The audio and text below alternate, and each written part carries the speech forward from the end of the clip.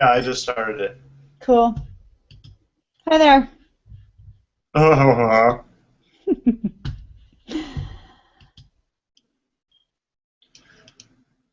Trying to find a good joke. Oh, okay. Hurry up though. It's Okay, it's I me. got it. Okay. I'm gonna look up my beer while you do this. All right, cool. We're ready to go. Hello, everybody, and welcome to this week's SEO and IPAs. It's the fun weekly hangout about inbound marketing, entrepreneurship, and more for cool people of all shapes, stripes, and colors. As always, I am Daniel Barrett here from Two Friendly Nerds. That is TWOFriendlyNerds.com, the world's friendliest web design and online marketing company. And with me, as always, is the brains behind the operation, officially the only reason that anybody ever watches this show. The only Google penalty she ever received was for unnecessary roughness. It's Patti DeLessio from Reinvent Interactive. That is reinventinteractive.com. Patti, how are you, my friend? I'm terrific. How are you? I'm doing pretty good. So good to see you. I realized today that of all people, Yes. I don't keep track of the beers and the wines that I drink in my Evernote, which seems like something I should totally do. Yeah. Keep track of all my other food, everything I cook. Every time we go to a restaurant, I put it in Evernote. I Mhm. don't even know really why. Sometimes we go to a restaurant and I'm like, what did I get last time? Yeah. And I do that. So, Do you look it up? and I can't remember what beers I have and what beers I liked, and I just don't really know. So I'm like, yeah. Well, I told you there's that Untapped, where you kind of log Yeah, but does it go to Evernote? Because I'm not going to use a separate app. Okay. Got to go into Evernote. Let's do a quick search. Let's do a quick search. Untapped app, Evernote, question mark? Hmm. Uh, Untapped, oh, just with a D, huh? Oh, I think so. Yeah, it's some weird trendy. Very trendy, Yeah. right? There you go. There you go. So why don't I introduce my beer? How's that? Okay, Okay. share your beer with me. All right, cool. And I just had up the rating. Okay. So it is from New Holland is the brewery.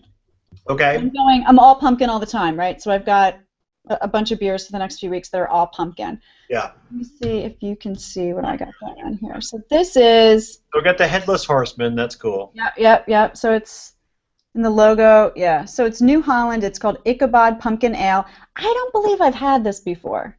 I've never seen it. But like you, if I'm not tracking, I don't know. Yeah. You can't measure it, Dan. How can you improve it? That What gets measured gets managed. Peter Drucker, everybody. Classic. Okay. So here we go. Oh, I can tell you right now, I'm gonna like this. It's got a lot of spice. I Oh, like my pumpkin stuff. Spice forward. Right? Yep. So, hmm. Oh, I like it. It's not Post Road. It's not my favorite, but I like it. It's got a lot.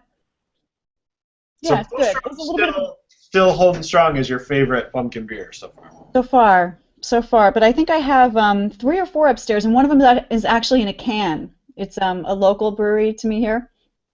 It's a Manioc brewery, but it's in a can. So Oh, pumpkin. pumpkin. Yeah, I don't know if it is. It should be.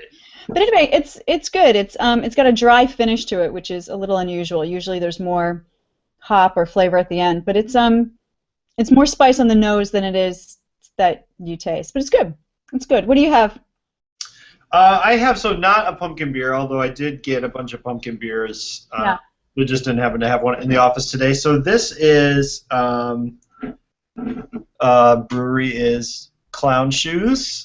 Love And clown it's shoes. got Hoppy Feet, which is Love it. Black India Pale Ale. Bravo. Very cool. Let's see if I can put it up here, and you can. It's kind of blurry, you can't really see, but Now, have you ever had this before? I have not. Okay, so I I haven't don't. had many Clown Shoes beers, period. Oh, really? Yeah. They have like a clementine one. Yeah. That one I've had. And I they think have, that might they be have it. one called Tramp Stamp too. That's actually really good. Okay, I haven't had that Good one. name. I haven't had that one. Yeah. And I wish I could pour this. I don't have a thing to pour it in, but It's, because it looks I can't tell what it looks like, but here we go. Pretty dark. Yeah, I won't. I don't want to influence your response here. Wow, I like that. Yep, it's terrific, right? Yeah, it's really good. Yep, it's a really good beer. Now, mine today, I looked up the rating, is an 81 on Beer Advocate, our favorite scoring beer site, right? The Bros gave it a 90 and called it outstanding. Okay. Yours is Clown Shoes. Say it again. Clown Shoes, Hoppy Feet. Hoppy Feet. Yeah, I know I like this beer. I've had this before. All right, so let's see what this is. Hoppy Feet gets an 87 for the BA score and a 94 from the Bros. So yeah. That was really good. I mean, it's such a good, because I've had, had beers that try to thread that line between the malt and the hop. You get like the black ales that are like more malty, and you've got India Pale Ales or whatever that are more hoppy. So I've had beers to try to like do the middle thing. This is by far the first that I really like, because you get some of that malt, but you still have the clean kind of finish that you get from a hoppier beer, and it's really awesome. Yeah. Now, what's the alcohol on that? I'm just curious. Usually 7%. Okay. So not super heavy, but that's quite good. I can't find mine on my bottle actually, but oh, there it is. Oh, it's a 5.2. This is pretty low. Yeah. And tomorrow not tomorrow, next week I think I have a pumpkin porter, which actually I don't think I've ever had before. So. Pumpkin porter. That's what it is. What is that? What company is that? I forget. I go to a store that has a lot of. Yeah, there you go. I'm taking a picture of it for my Evernote. Oh, very. You can't do that offline when we're not. No, just kidding. No. No. So no, I go to a store where I can actually do my own mixed six-pack. So I just grabbed everything that was seasonal and pumpkin to kind of line myself up through Thanksgiving with us. So that's what that was. Cool. Yeah. Love it. What's going on here? Well, let's talk about this week's article. Yes. I'm going to real quick share this with the folks at home. Oh. And I have it right here. So I'm using the presentation app, I believe, on it's called. Oh, cool. If you do this on Google Plus, you'll be able to see this over to the right. That's the link to this week's article. But if you're watching, you just dropped in, or you haven't checked out this, or if you're watching this on YouTube after the fact or whatever, you can always get the links to every article that we talk about at twofriendlynerds.com/hangout. That's twofriendlynerds.com/hangout, or check the show notes in YouTube or on Google Plus. So this week, I thought we're going to talk about blogging, because I feel like I want to blog. Okay. I feel like the life of a blogger, that's the life for me. Dude, I told you, daddy blogger. I'm the worst. I would be the worst daddy blogger. Would you? Yeah. I'd be like, Adam? I'd be like, the kid was crying today, but I was too busy on Reddit to really do anything about it. I don't think that we've talked about you being a daddy blogger since O has come along, Right. Yeah. I don't have anything to say about it, really. Okay. All right. So you want to blog? What are we blogging about? Music. I want to get back into blogging. I had a blog that was called. I mean, it still is up there. That's called. It's a productivity kind of creative doing stuff blog. That's called Eternal Suffering Society, which is great. Which is the best name ever. Good one. But I'm always kind of like, and I have a personal blog that I've had forever. Yeah. But I just, in my head, I'm kind of like, oh, I could have a comic books blog. Sure. But I just, I don't really have the time. It's something that I kind of want to do more. But if I'm writing, I should be writing a book or something. Is how I feel about it. But in any case. It's something that's always kind of in the back of my head. And, blogging now is very different from when I started blogging in terms of like what is possible in terms of income and fame and all this stuff. I mean, and all of us, when we started getting into all this stuff, I mean, I had a blog, you know, I had a blog, but a blog's like some random thing that you do that no one's ever going to look at. Well, now it's a very different deal. And it's one of the big takeaways, I think, is that blogging now is there's a lot of research and work that goes into a blog before you even start it. Right, so the article that we're sharing this week is called My Recipe for Success, How to Launch a Successful Blog. It's an example of some guy who's starting a food blog, and the research that he did that went into it, looking into possible link sources and his competitors, and content that's popular, and really getting an idea of what he was going to do before he started so that you're not just kind of flailing around. And that's always very interesting to me. Also, too, I just heard of it. You know, I just started reading Brain Pickings. Do you ever read Brain Pickings? I don't think I do. Is that a blog? Yeah, brainpickings.org. It is like this woman has like 2 million followers. She's entirely supported by subscriptions and donations, and it's a very kind of intellectual exercise sort of blog, very long content, sort of like the opposite of like BuzzFeed and stuff, where she's really getting into kind of like interesting topics and going really in depth, very prolific. And so just to me it like was interesting because it really is like you can have a successful blog, a business based on that, really about anything. Right. So it's just on my mind, so I thought we would talk about this because I think a lot of people out there blog for their business or want to blog for their business, and I think the biggest problem I see is that people don't prepare enough. They don't know what they're doing or how they're going to go about growing the blog, and so they blog for a while, they get frustrated because they don't get any traction, and they give up. So this is all about that. I'll show it on my screen real quick. So, Patti, are you ever tempted to blog? Is this something that like is appealing to you? You know, I don't think so. I don't think long-form sharing is my gig. You know, I think social media, short stuff like Twitter and Facebook is probably about as much as I do.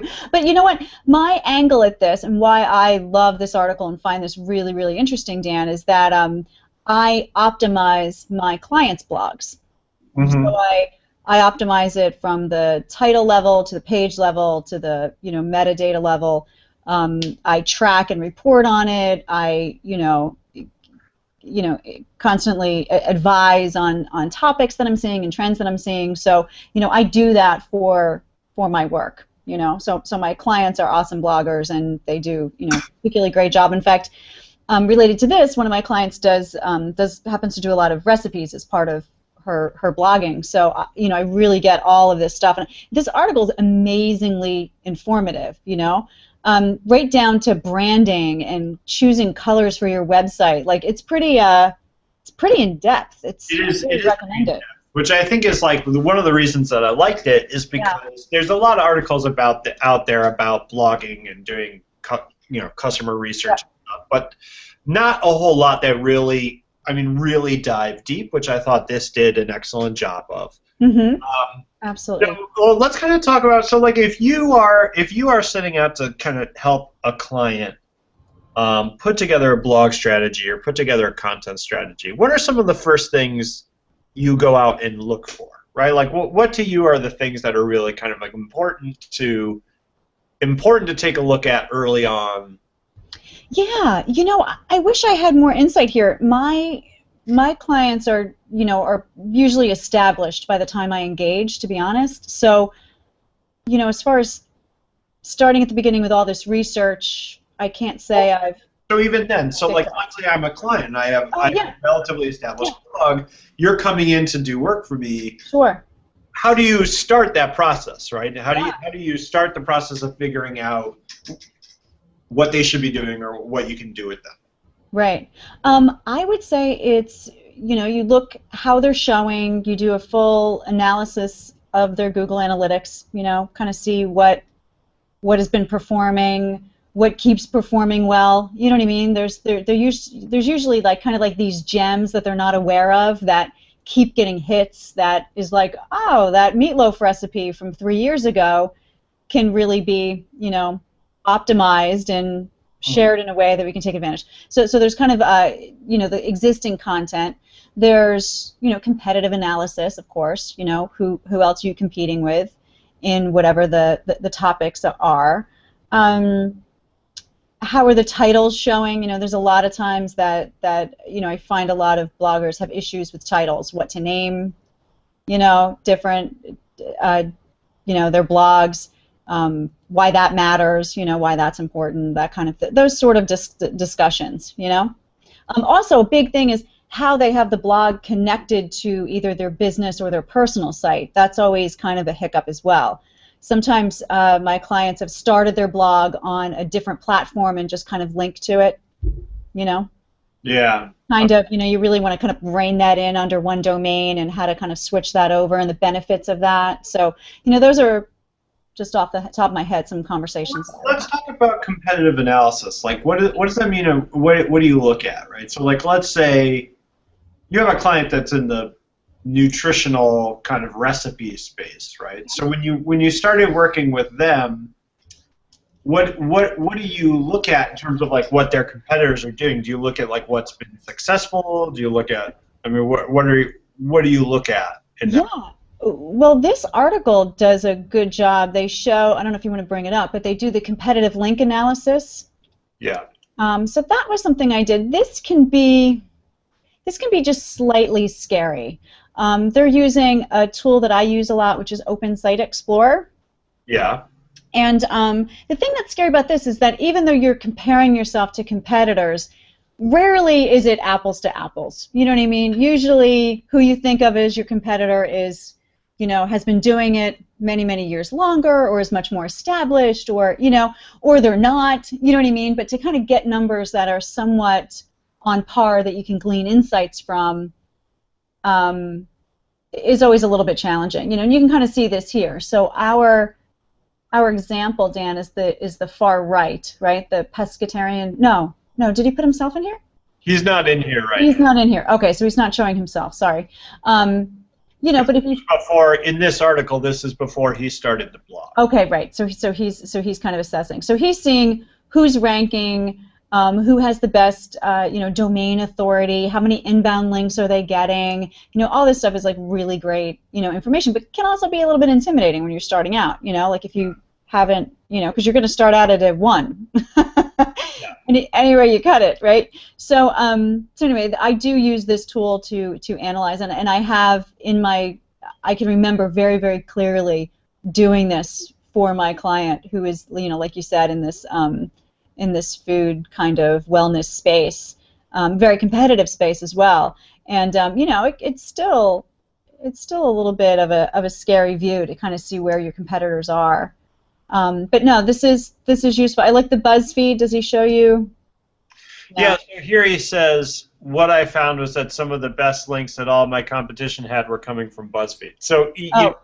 He's not only looking at how many links they have, but he's trying to figure out which links are passing the most traffic, or which links are coming from the best sources that are sort of common across some of my competitors, and then working backwards from that, right? So if a client has a particularly great link from a place like BuzzFeed, for example, that's doing primarily like listicles and stuff like that, then he's saying like, all right, I know they publish material like this. How do I go about reverse engineering that for myself? And how do I get my own material kind of included? And, also like what kinds of content do people tend to link to? Like here he says, they're linking to specific recipe pages rather than like groupings of recipes or whatever.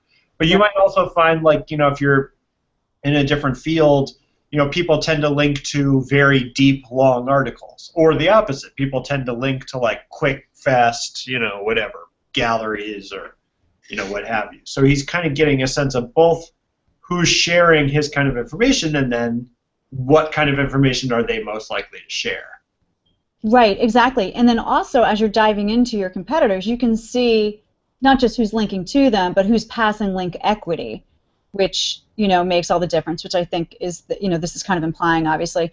But another tip that I've used before and that I recommend, and tell me what you think of this, is after a while, after you've gathered and you've started your blog, it's you're a year or so in, you've got a lot of really great content.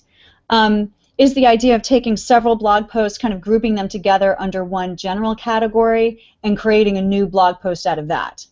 Yeah. You know what I mean? Like that's kind of a fun way to, once you've done the analysis and you know that each of the individual blogs or recipes or topics are doing well, look for the trend between them, and you're able to kind of republish and regroup and, get more traffic by assembling them into topics.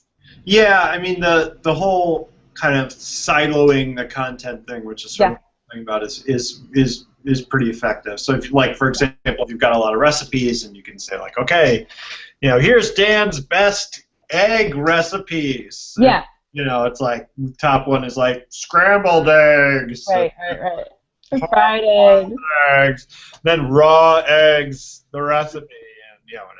But that's awesome, summer grilling season, top favorite grilled fish recipes, like salsa recipes. But anyway, those are some of the benefits of, right? The goal here is to amass a lot of content, right? A lot of fresh, valuable, well put together, authentic content, right? So anyway, yeah. What else? What were the other big ideas here? You said that there was some stuff that some great insights. What did you glean? Yeah, I thought the part that and I'm bringing it up so people can see it. Oh, I think I might have closed it, of course, because that's, oh no, here it is.